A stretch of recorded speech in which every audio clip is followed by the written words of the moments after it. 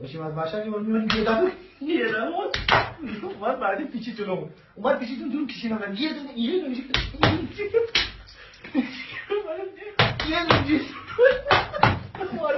آمون گرفت راحت رسیدیم به دست اندازه کشیدیم آمون میرفتیم که خیلی ساعت زیاد شد یه صورت شد این چیکار بکنه ولی دلیل دارم همین داشتیم گفتیم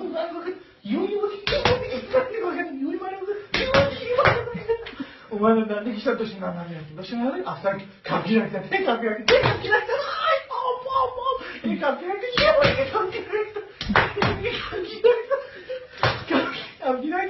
من بیشتر بودم آقا چیه مگه؟ آقا چیه مگه من چی گفتم؟ گفتش که هیچی فقط باشه مدرک دست کنم که مدرک رو درم بودم مدرک مدرک چیزی میخواد گفت نه من چی داریم خواست من جایی میدونم خواست جایی میدونم من دست کنم مدرک رو درم بودم گفت این چیه؟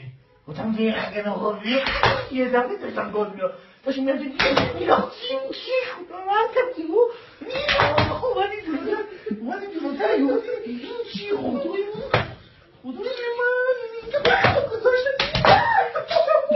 خداش بخیر گذاشت خیلی بخیر گذاشت دادم دنده سه دادم دنده چهار این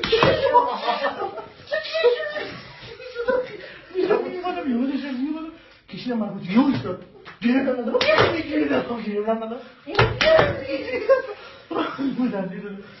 چرا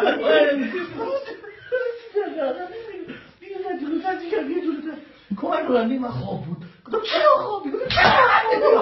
چرا خوابی؟